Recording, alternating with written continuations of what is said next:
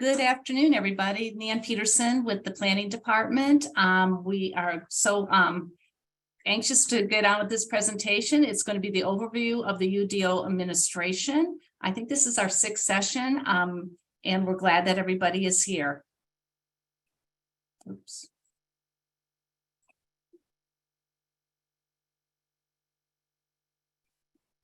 For those who have been at the previous sessions, we apologize. We know this is redundant, but we do actually have some folks who are just joining us for the first time. So we do want to welcome you to the UDO University. The Charlotte Development Center staff will narrate these presentations. And today our presenters are going to be Solomon Fortune, Commercial Zoning, Lisa McCarter, Zoning Administration, and Dave Pettin, the Rezoning Program Manager.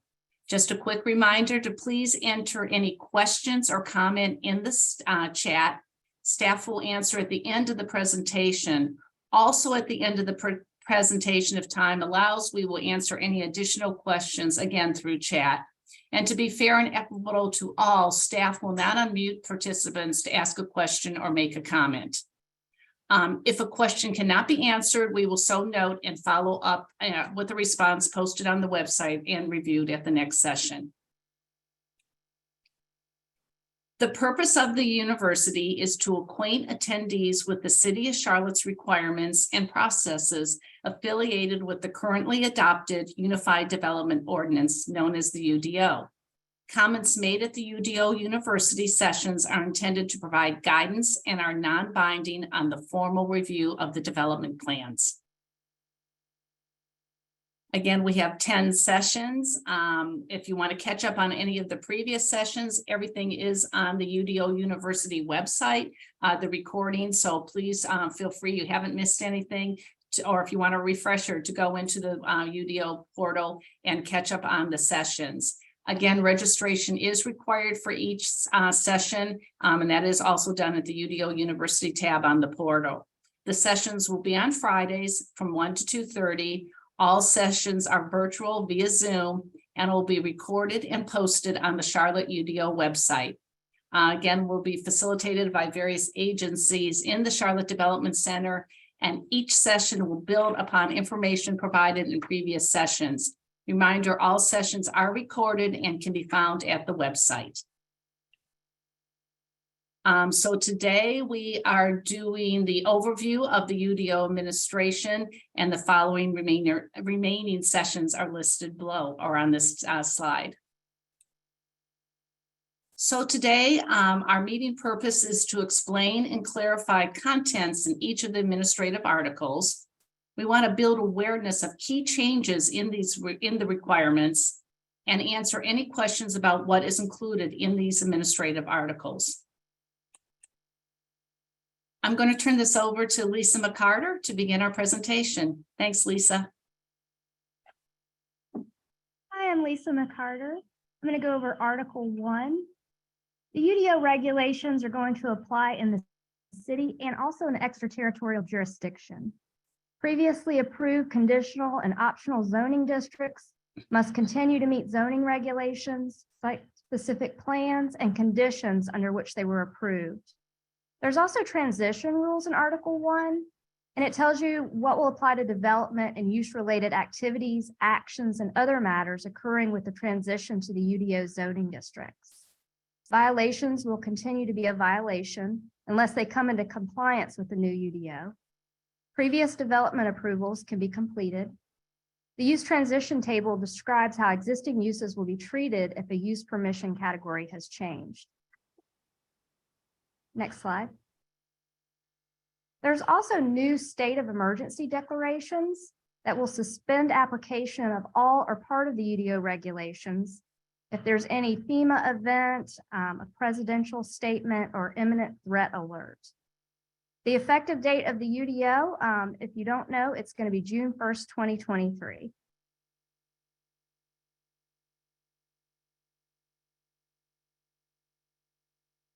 Article 35 is basically in the UDO is referring to the ordinance bodies and administrators.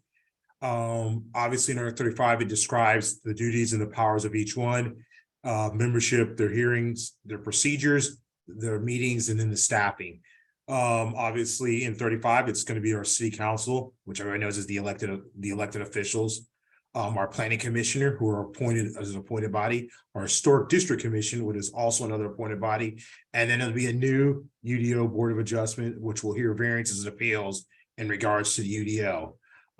It also, Article 35 gives you information about our designated administrators and directors, their administrative staff and their enforcement responsibilities. There is also a new conflict of interest regulations for administrative staff, appointed boards, and even city council. If you didn't know, in previous years, we currently now that for any variance for the subdivision, it was going to the planning commission. For our floodplain, it was going to our zoning board of adjustment, and for soil erosion, it was going for our stormwater advisory commission. And then there's the trees advisory commission if there was any variances or appeals to any tree ordinance items. So what we've done with the UDO, we are going to combine them into one board, and that board will be hearing all those, any variances, appeals. And when we did that with the adoption of the UDO, we became in full compliance with our state legislation 160D that was passed several years ago. As this slide, you can see that there's going to be an overall UDO administrator. And if you look to the left, it's telling you that they would be responsible for Articles 1, 2, 35 through 39. Under administration, there is a zoning administrator who's responsible for Articles 3 through 19, and then 21 and 22. The stormwater administrator, who's responsible for Articles 23 through 26.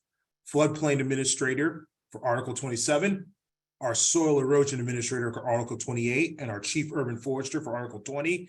And then our SSI, which is streets, surface and infrastructure administrator, which is Articles 29 through 34. Currently, for our zoning administration, we have several people handling it due to the retirement of our previous zoning administrator. It's going to be Lisa McCarter, Solomon Fortune, and then Sonia Sanders. Lisa is kind of handling the current zoning board of adjustment and their duties and some of the policies, things that need to be written if a customer has a question. Solomon Fortune is handling all the commercial portions of the ordinance for any commercial zoning reviews and conditional plans. And then Sonia Sanders is handling any residential permitting.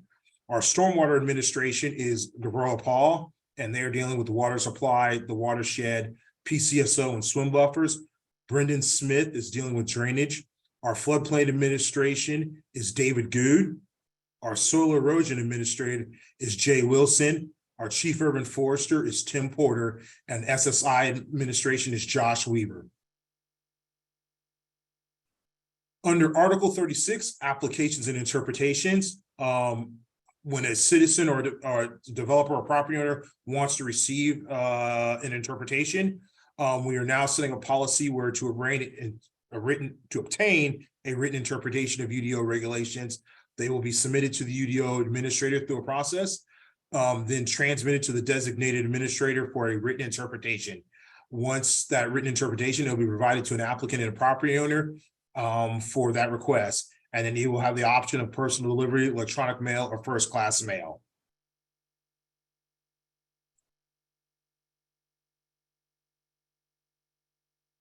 All right, thank you, Solomon. Afternoon, everyone. Again, my name is Dave Pettin. I'm the rezoning program manager for the city. We're going to talk a little bit about Article 37, which is similar to current Article 6, which handles all the amendment and development approvals, particularly zoning map amendments, which we commonly refer to as rezonings. So in amending the UDO, the first thing we'll talk about is just the text amendment process, which is, amending the actual text of the ordinance itself. No real changes to that process. The application submittal, public hearing, planning commission recommendations, and city council decisions are all still the same. The amendments can be proposed by the public, by city staff. So none of that really is any different from how we did it under the old ordinance. And then, of course, the expiration of petitions for text amendments, which are amendments that may have been in the queue but never have progressed to a public hearing or decision. If a decision on an amendment has not been reached within 2 years of that amendment being submitted, then that petition essentially becomes null and void, and the process restarts again after that. Next slide. So zoning map amendment, which again, we commonly refer to as rezoning, it's a process where a request is made to change the underlying zoning district on a piece of property or parcel of land. Again, not a significant real change to the actual process that we currently use. Again, one of the new items is that downzoning cannot be submitted, or downzoning cannot move forward without a property owner consent. And also community meetings will be required for all zoning map amendments. That's new. In the past, we only required those for conditional zoning requests. So something that was an R8 MF conditional or CD, those required community meetings under the old ordinance. Under the new ordinance, any rezoning petition, regardless of conventional or conditional, will require a community meeting to be held prior to a public hearing with city council. And another new element of the zoning map amendment or rezoning process will be similar to what we talked about with text amendments just on the last slide. If a decision on a zoning map amendment has not been reached within 2 years of it being submitted, the petition again becomes null and void, and we start that process over again. Next slide. So we do have 3 types of zoning amendments, and this is still, a little bit similar. We do have a new component, which is a bit of a carryover from the current ordinance, which we'll get into just here in a second. So we have our conventional petitions, which is just a straight up rezoning from one district to another with no proposed site conditions. And then, of course, we have our conditional districts, which have that kind of CD after the zoning district name. And those are anything that has site-specific development conditions, whether they be specifics on uses, design standards, or other elements of the project.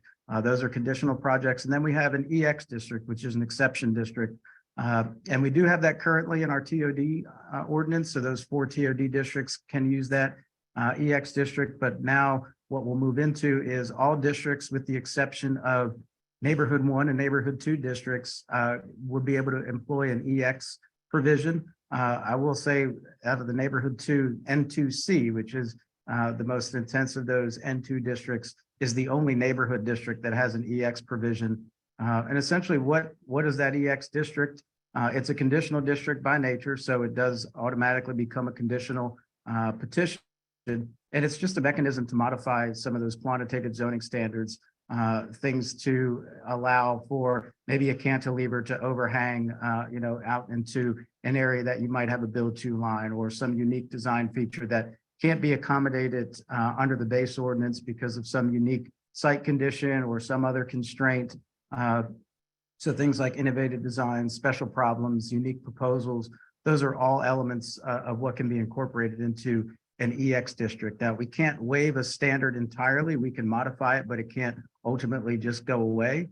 We can't modify things like uses or maximum heights through the EX provision. And if you propose an EX district, one of the things, and there, like I said, have been some under TOD, they do have to include some element of public benefit that would exceed the minimum UDO requirement. So additional open space, additional public benefits for housing or energy efficiency or city identified improvements. There's essentially a menu of items that are found in Chapter 37 or Article 37, and you have to provide 2 out of those groups that then can move forward as an EX district. So again, you can modify some things, you can't waive them entirely, but it does have to include elements of a public benefit for that EX to move forward. And again, it may be applied to 13 zoning districts. So again, think about all of them except for all the neighborhood 1 districts are out. Neighborhood 2, with the exception of neighborhood 2C, are the only ones that the EX doesn't apply, but all the others, RAC, IMU, all of the activity center districts and everything else are allowed to move forward with an EX provision so long as they, again, meet those public benefits. Next slide. So this is just going back over the districts that the EX provisions are allowed in. So TOD, UC, NC, CC, and TR, that's similar to how it is today. But then when we get into the UDO district, so all the activity centers, RAC, UC, and Uptown Edge, as well as Community Activity Center 1 and 2, Neighborhood Center, Innovation Mixed Use, Campus, and Neighborhood 2C. So those are the districts that EX will apply to. And so what are some of the public benefits that we mentioned that have to be a part of the EX district? So one is sustainability. So design and architecture established standards. So things like LEED, Energy Star, Earthcraft, et cetera, adaptive reuse of buildings. So if you have a building on site that you would like to adaptively reuse, but there's some elements of the project that won't meet the base district that you're proposing, like an IMU district, let's say, you can propose an IMU EX, provide 2 out of 3 of these elements, sustainability or public amenity, or some type of city improvement. And then you can move forward through the rezoning process, requesting some exceptions to the standards of that district, again, with those elements built in of public amenities, city improvement, or sustainability. And I'll say one element of this, if you're using other bonus provisions in that base zoning district, so if you're bonusing to get additional height, the EX provisions and the EX benefits that have to go with it are on top of that. So they're not combined together. So if you're using bonus structure to, again, get more height, those bonus elements are just for that aspect of the project. For the EX component, it would then be beyond what is found in that bonus menu. So it's not an overlap of those bonuses. It's an additional in addition to, I should say. Next slide. And I think Solomon, I'll turn this back over to you. Thank you. Thank you. Article 37, administrative minor amendments. Administrative minor amendments are a process to amend and approve conditional site plan or its conditions that does not significantly alter the site plan or its conditions and does not have a significant impact on adjacent properties. It's similar to the process in the zoning ordinance now. You'll find it under chapter 6, section 6.207.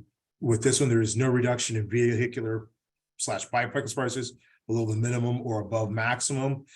Cannot move structure closer to abutting properties in N1 or N2 place types, or closer to single family duplex, triplex, or quadruplex dwellings modified from the residential district or abutting use in the current section. Also in Article 37, administrative adjustments. Administrative adjustments is a process to allow for the adjustment of quantitative regulations in the zoning and tree protection guidelines. It's similar to the process we have in the zoning ordinance now. It's up to a 10% adjustment permitted. It's new, up from 5%. Other adjustments permitted would be handicap ramps, encroachments to be in compliance with ADA standards, encroachments in the frontage, side setback, rear setback, or landscape yards for restoration or replacement of historic features on an existing structure. The designated administrator for that request would be the one handling that approval process. Vested rights. Vested rights as a property owner to continue to use or complete development of a property, even if development changes occur. Right now, we're basically saying site-specific vesting plans last 2 to 5 years through the conditional rezoning process and the exception maps and even subdivision plats. There's also a provision for multi-phase developments, which vests the entire development with regulations in place at the time the site plan was approved and granted for the initial 7 years. You have to have a minimum acreage of 25 acres, a master plan development with committed elements showing the type and intensity of use in each phase, and it is built in phases, which includes zoning permits, site plan approvals, subdivision plat approvals, permits issued, and building permits. Standard development permits are currently valued for are approved for 1 year. Permit submittals. Permit submittals using UDO regulations will be accepted beginning June 1st.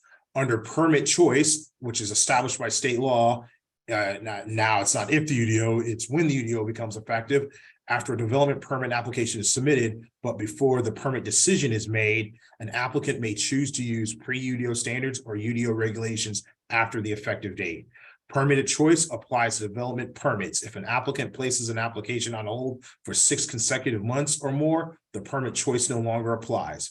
When multiple development permits are required, applicant may choose to utilize the regulations applied to the initial development permit for subsequent development permits filed within 18 months of the initial permit approval. Sign permits and soil erosion control permits are not considered initial permits. Permit choice does not apply to rezonings or sketch plans. Vesting. Vesting is established by state law. A statutory vested right is a validity period for a particular development permit approval and runs with the land. common law vesting established by substantial expenditures relying in good faith on a valid permit. Vested right becomes effective on the day of the approval. Different validity period apply for different development types. Conditional rezonings 2 to 5 years, multi-phase development 25 acres or greater. Conditional CD plans includes uses and intensities by phase 7 years. Preliminary subdivision plans 3 years, and standard development permits 1 year. Vested rights, again, do not pertain to sketch plan submittals. Article 37, the permit choice rule. Again, permit choice, if a permit application for development is submitted and after the submission, but before the permit decision, a rule or ordinance is amended, the applicant may choose which version of the rule or ordinance applies to the application and use of land.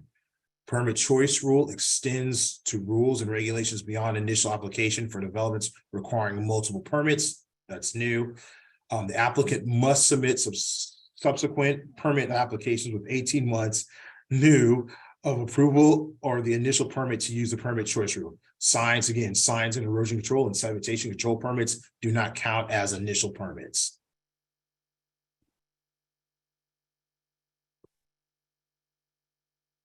All right, thanks, Salman. So just to go through some of the timing on translations and rezoning schedules and deadlines. So conventional zoning, all of those conventional districts that we have on the ground today will translate to a UDO zoning district come June 1st. So if you've got an R4 district, you will translate to, N1B, I believe. So those districts that aren't conditional, again, will all translate to their corresponding UDO district in table 3.1 on June 1st. So there's also a zoning translation map on the CLT Explorer website. So certainly take a look at that and reach out if you have questions as you're looking at maybe some property that may be affected by the translation or that you may again have questions on. So from another side of existing zoning on the conditional side, conditional zoning districts will not translate. So those will maintain their existing zoning district, the existing conditions on there. So none of that will translate to a UDO district. So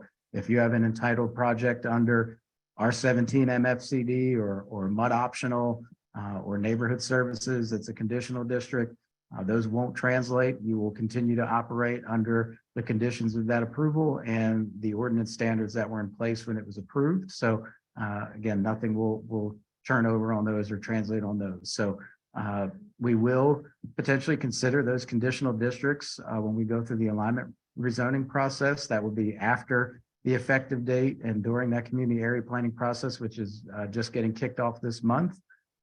If we will continue to evaluate some of those conditional plans and see, are they candidates to be moved forward through an alignment rezoning process, which again will be further down the road, but something that is indeed on our radar. If we go that route, of course, extensive community engagement will be done on that. And then any conditional zoning that's approved under current or pre-UDO zoning regs will also use, again, those current and pre-UDO land development standards during that permitting process. And then when it comes to conventional rezoning petitions, those will translate to a UDO district on the effective date. Or if they're in process, that they will change prior to that decision being made. If that decision doesn't come before June 1st, then obviously we'll have to translate that to the corresponding district in that request. And we'll, work with the petitioner on those, but conventional rezoning petitions for those districts, and they have to be filed prior to March 1st, 2023. I will say that at this point, because of the volume of petitions, that date isn't as really relevant or important at this point, because any petition filed today is not going to get the process started and completed prior to June 1st. So if you're thinking about petitions, be thinking about UDO districts at this point, because we're no longer accepting conditionals for old districts, and conventional petitions essentially at this time will have to be considering UDO districts because they will not get through the process prior to June 1st. So that's something, again, to think about as you're considering petitions for rezoning moving forward. And then on the conditional side, again, all those petitions for the legacy districts or current districts that we've got in place, they had to be filed prior to February 1st. And I'm sure there's folks on the call and folks that saw in the paper, we got a high volume of petitions over that last week, and particularly the last 2 days prior to January 30th and 31st. We saw a pretty high influx of petitions. So those are filed and in process. But at this point, anything filed for a conditional district has to be a UDO district. So you can still file conditional petitions under the UDO. That hasn't gone away, but again, they all have to be to a district that is in the UDO at this time. So again, be thinking about those, and we're also working through when conditional versus conventional is going to be requested for new petitions. And we've got some things set up to continue to work with the UDO team to understand when some of that might be relevant, and when we're just going to continue with a conventional process versus conditional. So some things to keep in mind for conditional rezonings, particularly those that were filed prior to February 1st. They have to be all completed by March 1st of 2024.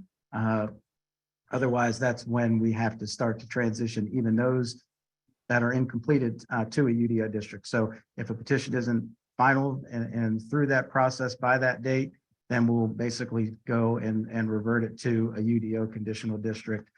So that's something, again, to keep in mind. And we're aware of that timeline, and we'll continue to watch the queue and all those that came in at that deadline on January 31st to try to make sure those can get through the process in a timely manner and meet that March 1st deadline. So we'll continue to work through that. And also you can file conditional rezoning petitions, again, to UDO districts. That started on February 1st. We've had some pre-submittal meetings to discuss some potential projects that may be conditional UDO districts. So appreciate everybody's continued coordination and understanding on us navigating through all that together. So I think so far we've done a pretty decent job of trying to understand, again, when we're going to go through that conditional route, even with the UDO district. So I don't think there's anything else on this slide to cover. We do have a timeline kind of in the middle, shows the adoption date. February 1st, again, was that timeline where we switched over conditional petitions to UDO districts. March 1st is when we can start to file conventional rezonings to UDO districts. And then again, the effective date there on June 1st, 2023. So Solomon, thank you. I'll turn it back over to you all.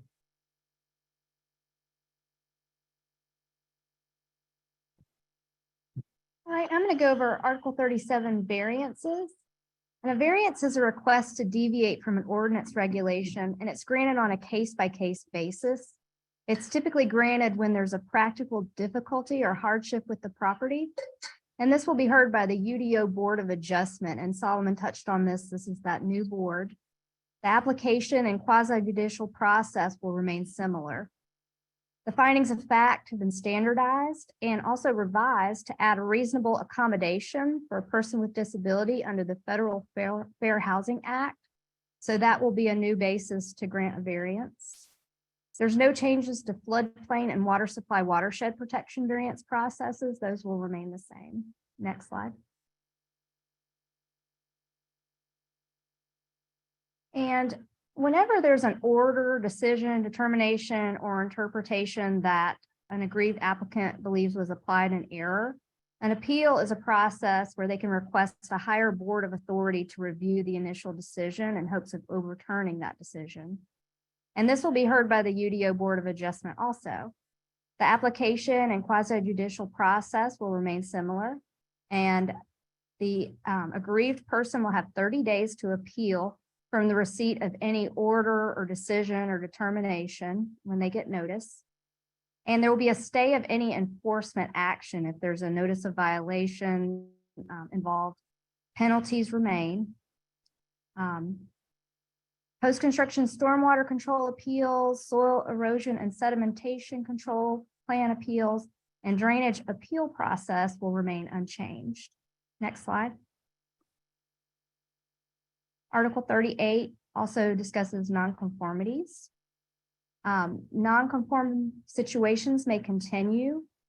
Legally existing uses, structures, elements, and signs as of the effective date of the UDO that become nonconforming may continue.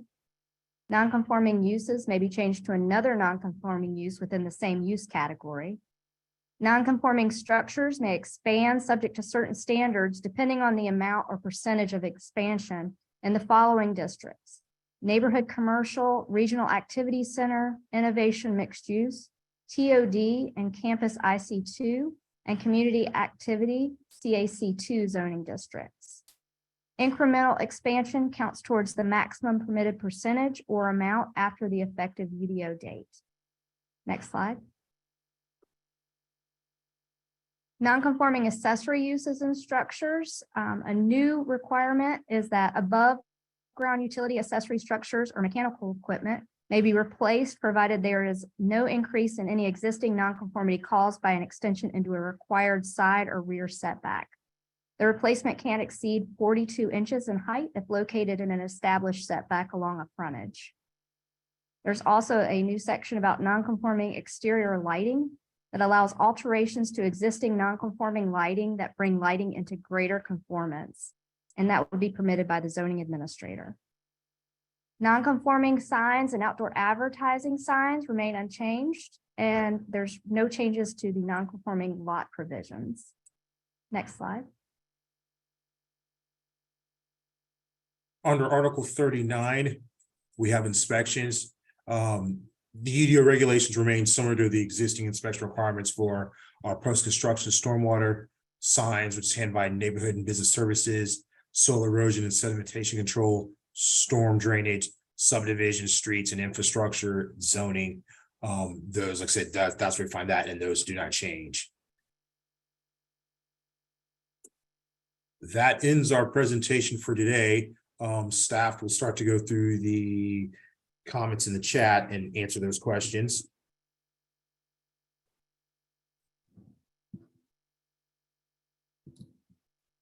Thank you, Solomon. I will scroll back and start at the top. It looks like Katie has asked a couple of questions. I'm gonna combine the three that she asked because they look like they're similar questions. And you guys can help answer those. She asks, will the monthly city council zoning meetings continue?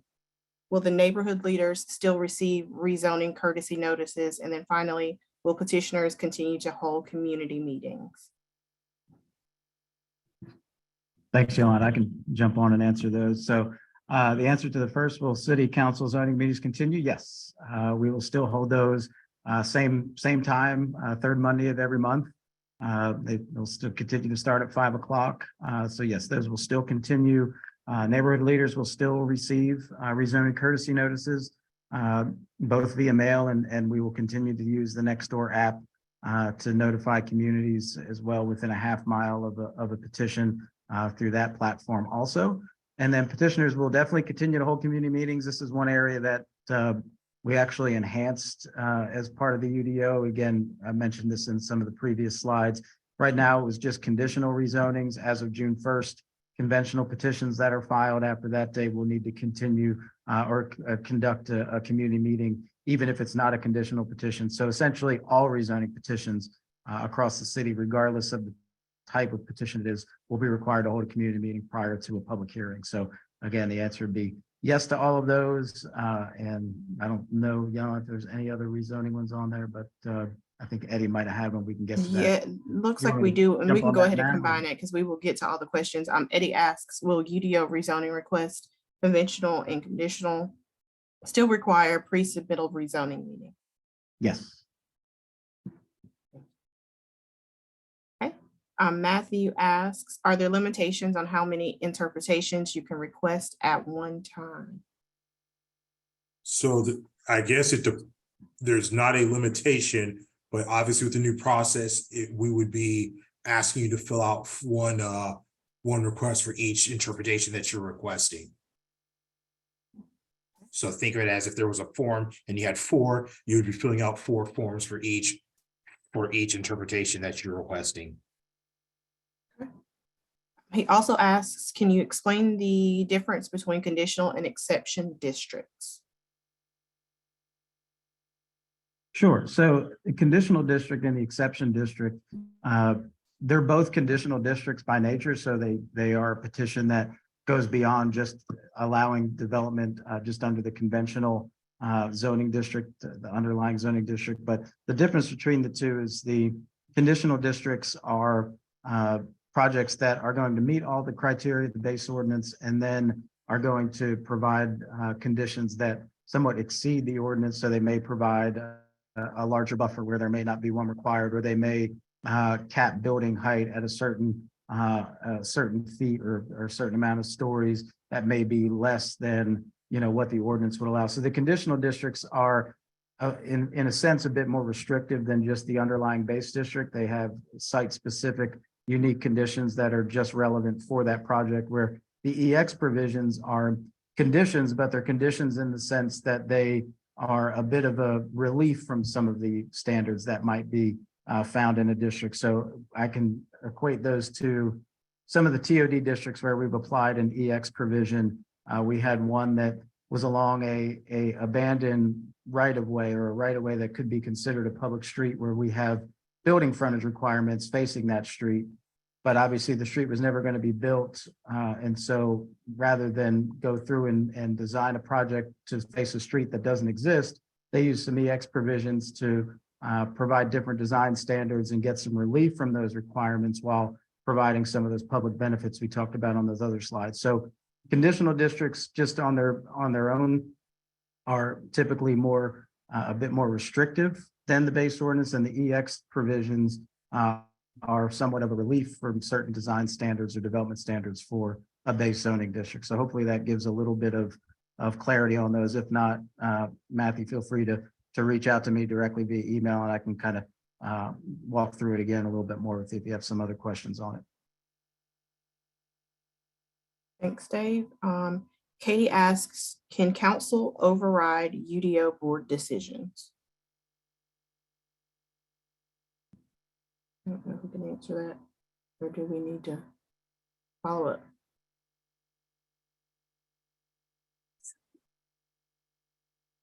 So any appeals of variances or appeals that are decided on by the UDO Board of Adjustment would go to the Mecklenburg County Superior Court. So they would not go to City Council. Lisa? Emily asks, what is the deadline to submit a by right plan under the old zoning ordinance? You would have till May 31st. And you would have to have, and you'd have to have a complete submittal that staff can accept plus the fee. Okay. Lisa asks, will the interpretation requests go through Excella? Will there be a fee? Right now, we are working on that process. So Lisa, we will have to follow up with you on that one to see where we're going to take those through, how we accept them. Okay, that is the end of the questions we currently have in the chat. If anyone else has questions, please feel free to go ahead and drop those in. Walter asks, thank you, I just saw one pop up. Actually, any case submitted now ends up under the new ordinance. As a statement, it looks like. I don't know if anyone needs to do any clarification, or looks more like a statement than a question. Because actually any case submitted now ends up under the new ordinance.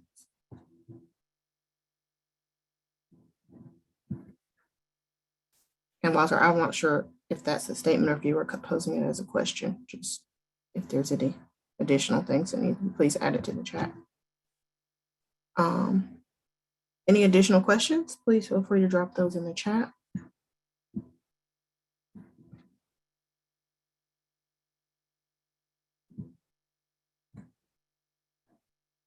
I do want to point out, and I'm going to ask her to drop it again, once again in the chat for those of you who may not have been here at the very beginning, but there is an email address that you can email additional questions that you may have. Thank you, Kate. In the chat, she dropped it just now, that if you have questions specific to the UDO and you would like answered, this is monitored 8 to 5 Monday through Friday by the team down in our development center, and they will respond to you or get you the right person to respond to your question. So please feel free to use that email address as a follow-up if you have questions after the session is over. Well, team, it doesn't look like we have any additional questions at this point in time. Thank you, Yolanda, as always. Again, as Yolanda said, if you have any questions on this or any other part of the UDO, please do use that email box to drop in your questions.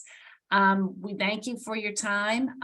Next week, we are going to have our friends in stormwater talk about the stormwater standards in the UDO. Nan, it looks like we just had one more pop in. Carolyn asks, can you still file a rezoning under current zoning, or are all now by UDO? Thanks, John. I can try and answer that one. So conditional districts all have to be UDO districts. So the technical answer is yes, because we don't start accepting conventional petitions to a UDO district until March 1st. But essentially, anything filed at this point, I think, Walter, gets to your statement earlier. Any petition filed now, even if it's a conventional petition, it won't get done the process by the June 1st deadline. So it will essentially be should be submitted as a UDO district, or we'll have to work with petitioners to update those districts to the corresponding UDO district and make sure that everybody's on the same page. So you can still file something as a B2 conventional, but for all intents and purposes, it will be a CG zoning request, because it just won't get through the process at this point in time prior to the UDO going into effect on June 1st. So hopefully that answers the question. And then we did have one more name pop up. I want to see if we can get these in while we have folks in the space. Is the UDO board, and this came from Katie, is the UDO board just for special requests, or do they review all petitions filed? The UDO Board of Adjustments will hear variances and appeals of the UDO, and the other requests will still maintain their same processes. So the UDO board will not hear rezonings or subdivisions or things like that.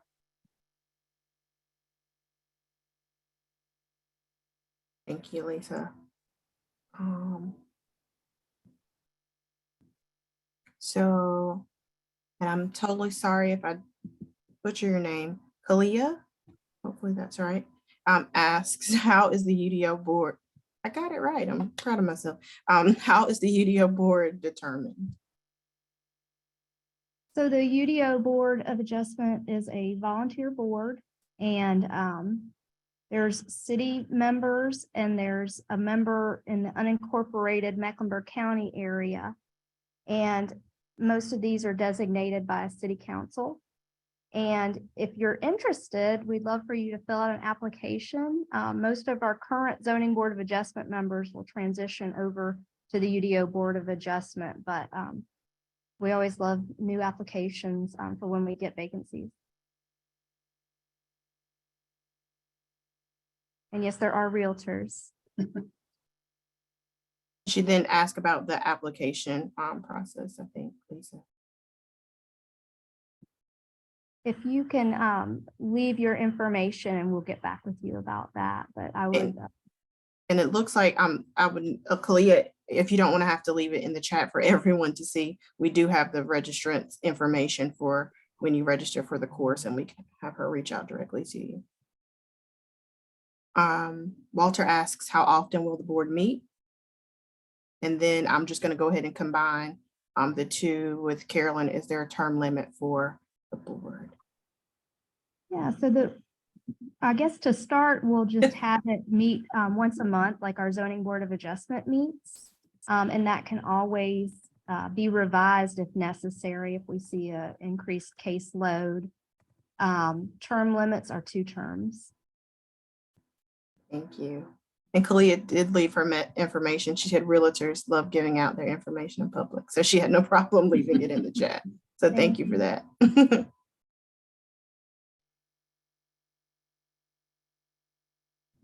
And then that does look like it ends our questions. So sorry to stop you in between, but I wanted to. I'm totally with you. It's easier to answer these now, and it helps others learn about the process in the UDO. So I'll rewind and again say thank you. Again, please send any additional questions you have on our portal. We have a real quick link that says UDO questions. Just click on that, type in your questions, and we will respond back to you. We cannot thank you enough again for joining us today. We hope you all have a great Friday and a beautiful weekend. Thank you, and see you next week. Bye. Bye.